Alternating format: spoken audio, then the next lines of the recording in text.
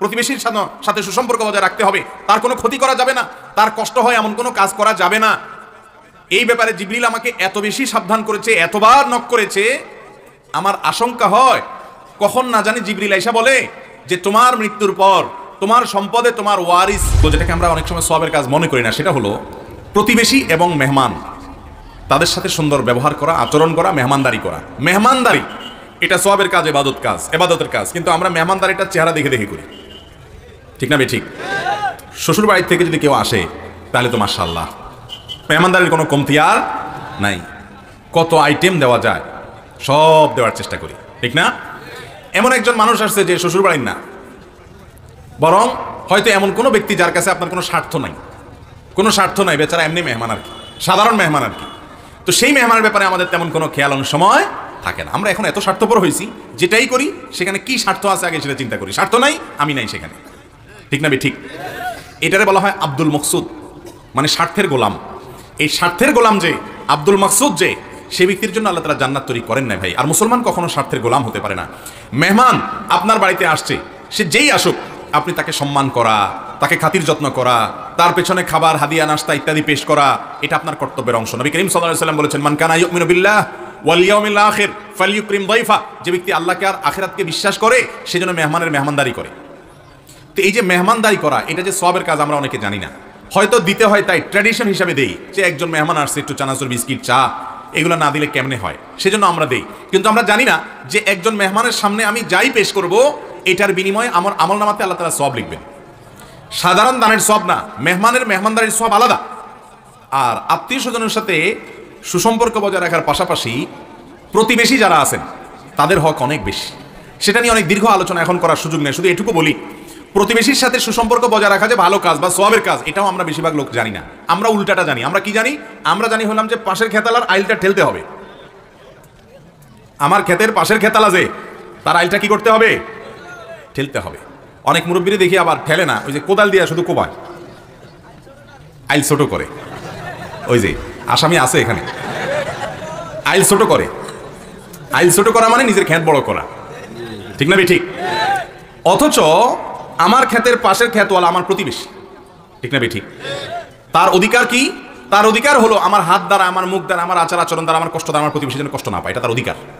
এটা তার কি রে ভাই? অধিকার, এটা তার পাওনা। নবী করিম সাল্লাল্লাহু আলাইহি ওয়াসাল্লাম বলেছেন, জিবরিল আসমান থেকে এতবার আমাকে প্রতিবেশীর ব্যাপারে সাবধান করার জন্য এসেছে, এতবার আল্লাহর তরফ থেকে ওহী নিয়ে এসেছে, সাবধান, প্রতিবেশীর সাথে সুসম্পর্ক বজায় রাখতে হবে, তার কোনো ক্ষতি করা যাবে না, তার কষ্ট হয় এমন কোনো কাজ করা যাবে না।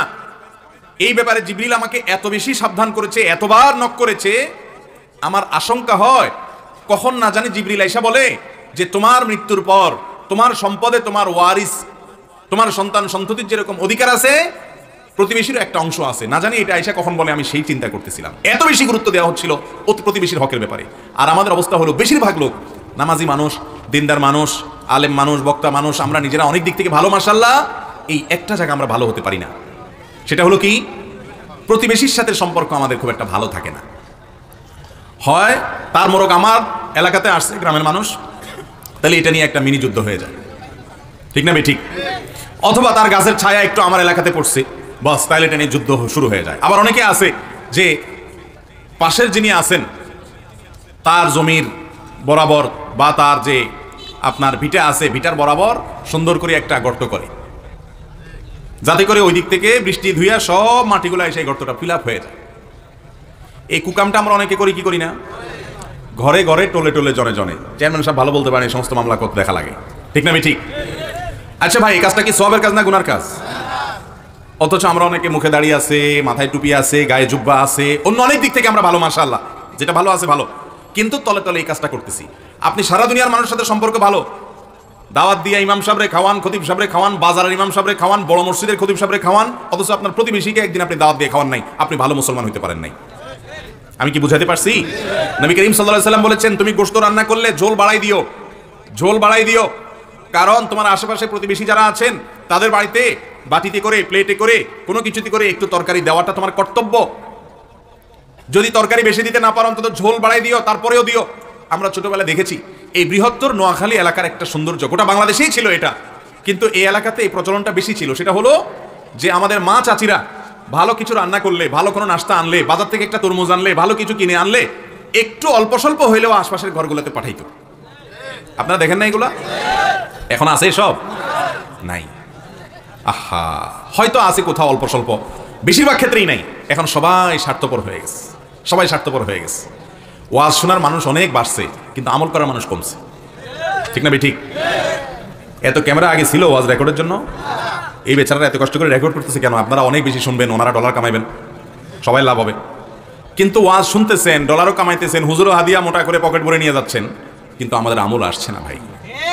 আমরা আজকে মাহফিল থেকে যদি প্রতিজ্ঞা করে যাই, এই একটা ভালো কাজের কথা আজকে আমরা শুনলাম, এটা যে ভালো কাজ আমরা জানতাম না অনেকে, অথবা এটাকে এইভাবে দেখি নাই, আজকে আমরা জেনে গেলাম একটা ইবাদত, একটা সওয়াবের কাজ, একটা নেকামল।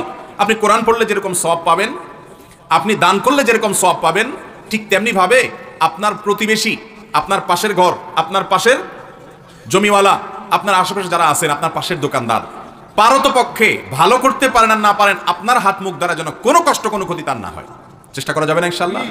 এতদিন যেটা করেছেন সেটাকে রিকভার করার চেষ্টা করেন, যে আমার প্রতিবেশী, তার সাথে আমি কখনো রূঢ় আচরণ করে ফেলেছি, কখনো রাগ করে ফেলেছি, কখনো ঝগড়া করে ফেলেছি, এখন আমি ভালোর জন্য তার কাছে আমি আসবো। চেষ্টা করা যাবে না ইনশাআল্লাহ?